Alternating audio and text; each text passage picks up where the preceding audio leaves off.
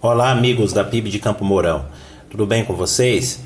Tudo bem, meus irmãos? Estamos começando mais uma aula no formato digital, né? Estamos tratando o assunto da doutrina do Espírito Santo, onde hoje nós vamos falar sobre o fruto do Espírito Santo. E para dar início à nossa aula, vamos ler dois textos que estão em Romanos capítulo 6 e em Gálatas capítulo 5. Lá em Romanos capítulo 6, dos versículos 12 a 13, diz: Portanto, não permitam que o pecado continue dominando seus corpos mortais, fazendo que vocês obedeçam os seus desejos. Não ofereçam os membros dos seus corpos ao pecado, como instrumentos de injustiça. Antes, ofereçam-se a Deus como quem voltou da morte para a vida, e ofereçam os membros dos seus corpos a Ele, como instrumento de justiça. Depois, Gálatas capítulo 5, os versículos 19 a 23, diz assim: Ora, as obras da carne são manifestas: imoralidade sexual, impureza e libertinagem, idolatria e feitiçaria, ódio, discórdias, ciúmes, ira, egoísmo, dissensões e facções, a inveja, a embriaguez, orgias e coisas semelhantes. Eu os advirto como antes já o adverti, que os que praticam essas coisas não herdarão o reino de Deus. Mas o fruto do Espírito Santo é amor, alegria, paz, paciência, amabilidade, bondade, fidelidade, mansidão e domínio próprio. Contra essas coisas não há lei.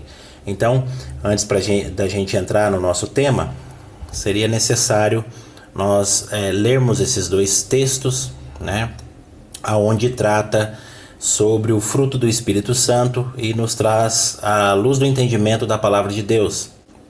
Afinal, todas essas aulas, elas precisam de um embasamento bíblico que de fato possamos enxergar, né, e receber da parte de Deus o entendimento sobre este assunto. Então, dando continuidade, também tem mais um texto bíblico que está em João 14,16, que diz assim: E eu pedirei ao Pai, e Ele lhes dará outro conselheiro para estar com vocês para sempre. Então, nós já vimos aí em todo ao longo desse material, desse texto aí, a qual nós estamos estudando há alguns dias, né, sobre o Espírito Santo. Né, e esse texto a gente já estudou e já leu em outras aulas anteriores. Então, a gente tem aqui algo factual que traz para nós a luz, né? Alguns teólogos ensinam que os dias antigos foram por excelência no ministério do Pai, o Novo Testamento, o ministério do Filho, Jesus Cristo, e a partir do Pentecostes, o ministério do Espírito Santo. Então nós vemos aí através desse texto, uma inauguração de um novo tempo, né, em relação ao Espírito Santo na vida dos crentes. Então, houve uma divisão cronológica, né? Isso, claro, nós não enxergamos claramente nos textos bíblicos de uma forma explícita, né? Ou algo que explique sobre isso na Bíblia. Porém, é fácil da gente conseguir analisar essa divisão cronológica do plano de Deus e do que foi acontecendo. Por isso que nós estamos tratando em relação a alguns eventos que aconteceram e que envolvem o Espírito Santo como eventos únicos, né? Por exemplo, Pentecostes, né? Então a gente já conversou numa aula anterior sobre isso, que são eventos que deixam algo particular para aquele momento e é uma inauguração de uma nova era. Né? Olhando para a colocação anterior, podemos analisar que o efeito da graça de Cristo não terminou quando ele subiu aos céus, mas a terceira pessoa da Trindade trouxe o complemento e a extensão de algo fantástico. O Espírito Santo nos guia em nosso proceder como cristão. Então, olhando para esse tema, o fruto do Espírito Santo, nós vamos fazer uma análise que nós precisamos do Espírito Santo para ser pessoas, para ser um cristão moderado e um cristão que anda conforme, né, o que Deus tem nos ensinado. Então o Espírito Santo faz parte desse aprendizado, faz parte dessa consciência cristã que nós devemos ter na nossa vida. Né? Não ficamos avulsos, somos amparados pelo Espírito Santo. temos o guia para andarmos na justiça de Deus. Então, nós não ficamos soltos, né, como cristão na terra, simplesmente pela subida de Cristo, mas sim fomos amparados pelo Espírito Santo. Um tremendo contraste, dando continuidade aqui, né? Os ímpios não conhecem o Espírito Santo. Então, de fato, aquela pessoa que não teve um encontro com Cristo, ela não conheceu as boas novas, né? E ela não se converteu, ela não conhece o Espírito Santo. Então, ela não tem esse moderador, não tem esse auxílio para o entendimento do que seria, de fato, ser uma pessoa correta, né? Não vamos aqui misturar e dizer que não estamos falando aqui de deveres que nós temos como pessoas, tá? Então muitos até falam assim, eu pago meus impostos, eu não mato ninguém, eu não roubo de ninguém, eu trabalho, então eu sou uma pessoa sou uma pessoa boa. Então é uma mistura que a gente faz com deveres, né? Algumas coisas elas são implicadas para a nossa vida como deveres. Então a gente realmente fazer o que Deus quer para a nossa vida só através do Espírito Santo. Então é algo que os ímpios não conhecem, né? É algo que dificulta um ímpio a tomar uma decisão, às vezes que possa ser algo que corte na própria pele. O ímpio vivendo em pecado mostra claramente que não conhece o Espírito Santo. O pecado gerado por ele está encalacrado em suas atitudes, como fosse parte do seu corpo, algo automático da sua natureza. Irmãos, todos nós temos a natureza do pecado, mas a partir do momento que nós temos um encontro com Deus, aceitamos Jesus, e o Espírito Santo começa a habitar em nós, nós começamos a entender algumas coisas que quando a gente fazia parte do mundo dos ímpios, a gente não entendia, né? A gente não conseguia compreender. Então o Espírito Santo é algo que traz essa clareza para a vida do crente, e o ímpio é praticamente automático, né? A sua vida de pecado.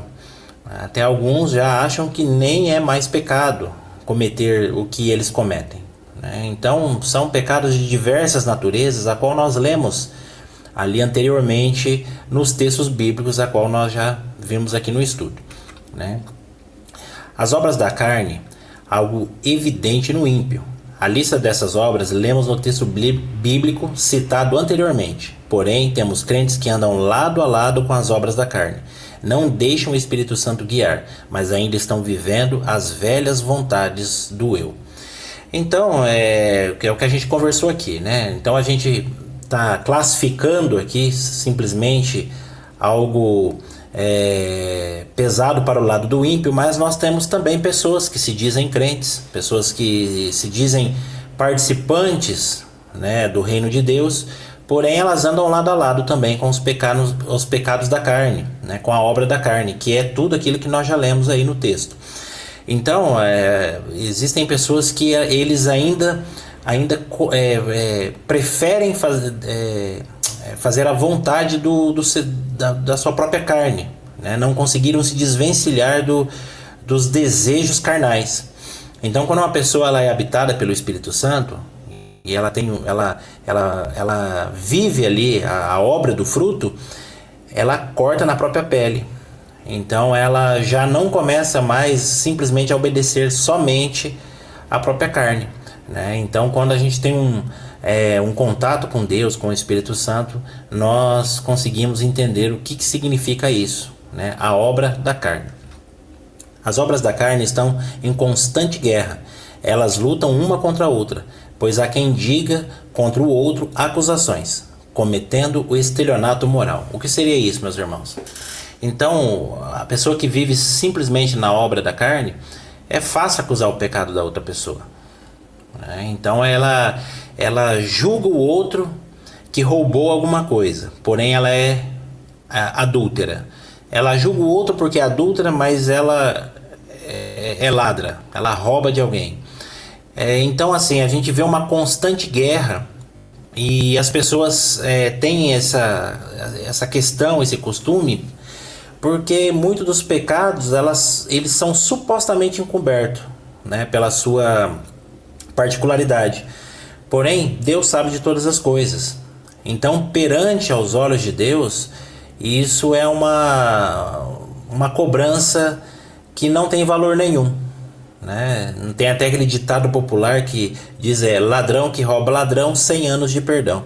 Então o que a gente vê é uma troca de acusação, uma guerra constante, mas de fato, essas pessoas que vivem agarrados ao pecado, elas simplesmente estão acusando os outros do que elas mesmas fazem, né? Então, será que conseguimos imaginar o cristão cumprindo algum item da lista das obras da carne? Então, não dá para acreditar, né, irmãos? Não dá nem para a gente imaginar, mas acontece, né? A nossa natureza ela é pecaminosa.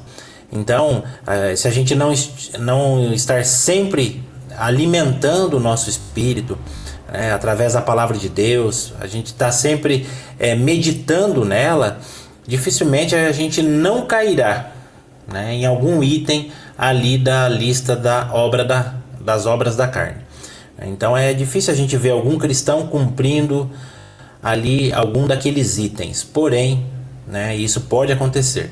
Então o Espírito Santo ele veio para a nossa vida, mas nós precisamos estar em constante aprendizado e em um alimento espiritual saudável para a gente ter um distanciamento efetivo dessa obra da carne. Então a gente tem aqui a lista do que é o que a gente está falando, né? Do fruto do Espírito, que seria caridade, gozo, paz, longanimidade, benignidade, bondade, fé, mansidão, temperança. Contra essas coisas não há lei, diz Paulo em Gálatas, que foi o texto que a gente leu. Então, irmãos, a pessoa que ela vive o fruto do Espírito, ela tem essas características, né? Elas se fazem presentes na vida do cristão. Então, só através do fruto do Espírito que é o que a gente consegue demonstrar realmente o que nós estamos vivendo com Deus. Então é uma lista aí que a gente tem que olhar para nós. Onde eu me encaixo nisso, né? Eu estou vivendo vamos colocar aqui algumas dessas palavras aqui, né? Vou pegar a fé. Como é que está a nossa fé? Aonde nós estamos exercitando a nossa fé? Mansidão também, nos dias tão acalorados em discussões de internet, como anda a nossa mansidão? Como nós estamos tratando o próximo, aqueles que estão próximos a nós? Então, como é que está a nossa paz? Eu estou vivendo em paz? Irmãos, viver em paz não quer dizer que não vamos ter problemas, Muitos aí, vivendo nesse momento que nós estamos vivendo, estão perdendo o emprego, empresas estão fechando, pessoas estão desesperadas, famílias perderam seus entes queridos. Mas a paz, ela trata em tudo isso, que é a certeza que Deus está no controle das coisas. Então não é a gente não passar por problemas, Ter uma vida em paz simplesmente não é um atestado de que nada errado vai acontecer, Mas a paz traz isso para a nossa vida. Então o fruto do Espírito Santo na nossa vida, ele faz essas coisas acontecerem, Todos os crentes podem desfrutar dessa bela lista. Então, meus irmãos, isso é para todos. Então, lá no evento de Pentecostes, aquele texto de João que nós lemos ali atrás, o que veio a acontecer depois, isso está acessível a todos. Todos os crentes podem desfrutar dessa bela lista. Então, meus irmãos, não vamos colocar desculpa na nossa vida para a gente viver algo bom. Por mais que o momento seja difícil, por mais que as coisas não estão colaborando humanamente falando, mas tudo isso que envolve o fruto do Espírito Santo, ele está disponível a nós, Precisamos exercitar essas coisas. Ela não está privada para mestres, teólogos e pastores. Irmãos, não é repetir, o que está em cima ali, que todos podem desfrutar dessa lista, mas vivemos às vezes um momento que somente talvez os pastores, teólogos, parece que são pessoas que vivem um momento de bondade, de fé, mansidão, temperança. Todos esses homens e mulheres que são líderes espiritualmente, líder de alguma igreja, também vivem momentos difíceis, né? Por isso que isso se faz presente na vida de todos. Ou pelo contrário, né? Pelo próprio tipo de ensinamento de alguns mestres, né? Pastores e teólogos, eles deixam bem claro que eles sim são os detentores desse fruto, né? Eles conseguem cumprir toda essa lista maravilhosamente e você não. Então, o texto explica muito bem que isso é para todos, tá? Ela se faz presente em nossa vida, pois o fruto não é criado por mãos humanas, através do Espírito presente em nós. Os benefícios da lista ficam evidentes em nossa jornada. Meus irmãos, quando nós vivemos em Cristo, né, vivemos o fruto do Espírito, nós conseguimos entender que a nossa vida ela precisa tomar um rumo diferente. Então, olhando para tudo isso de bom que tem ali e olhando para a lista do que tudo que é de ruim, nós precisamos fazer uma análise da nossa vida, aonde é que eu estou andando mais, né? Se a gente fazer uma comparação do que está sendo colocado aqui, é fácil a gente fazer uma análise da nossa vida. Não é possível, depois da nossa conversão, nós estarmos tanto tempo numa igreja, congregando, né, tendo momentos de comunhão. Não é possível que nada do fruto do Espírito transpareça na nossa vida. Então, quando a gente pensa em fruto, a gente pensa em pessoas que nós levamos para a igreja, pessoas que nós evangelizamos, pessoas que nós contamos as boas obras para aquelas pessoas e por algum momento elas aceitaram, outras até se batizaram, outras permaneceram, estão firmes na igreja. Então, não é disso que o fruto trata, tá? E isso seria muito bom, que cada um de nós tivéssemos pessoas ali do nosso lado na igreja, a qual nós evangelizamos. Mas não quer dizer nada, eu posso ser um bom, como diz assim, faço bons convites, convenço pessoas, mostro um bom caminho, levo à igreja, mas nada do fruto está presente na minha vida. Essas pessoas, pela misericórdia de Deus, algumas vão se converter e vão entender, mas essas pessoas vão sentir muito mais confiança em nossa vida, no que a gente fala para elas, quando elas enxergam algo disso aqui, né? Então, um homem que fala bem, alguém que possa expor alguma coisa de uma boa maneira, ele pode muito bem subir num púlpito, trazer uma boa palavra, ler um texto bíblico, né? Mas se nada disso aqui estiver presente na vida dele, essas palavras estão vazias. Então, o fruto, ele é algo importante para a vida do cristão, porque ele traz temperança, né? Ele traz um bom convívio com as outras pessoas. Em momentos difíceis, a gente consegue mostrar a paz para as pessoas, né? Que nós temos a bondade, que a nossa fé é inabalável, né? No momento de calor da discussão, nós temos mansidão. Irmãos, eu sei que cada um tem uma característica, cada um tem um jeito de agir, mas a grande maioria desses itens aqui, em algum momento, sempre tem que estar presente na nossa vida. Então, quando a gente leva a vida do jeito que a gente quer e a gente atende às vontades da nossa carne, a nossa natureza é pecaminosa.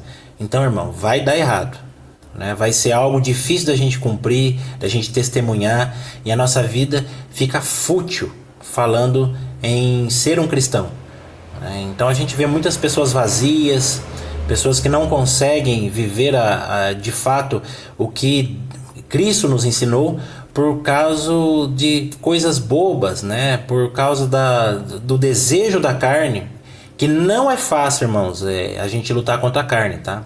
Eu falo coisas bobas porque tem muitas coisas evidentes, que são pecados, que são coisas que aparentemente, talvez até moralmente, não sejam hostilizadas, mas trazem uma falta de projeto para a nossa vida. Tem muitas coisas que é claro que são frutos apenas da nossa vontade.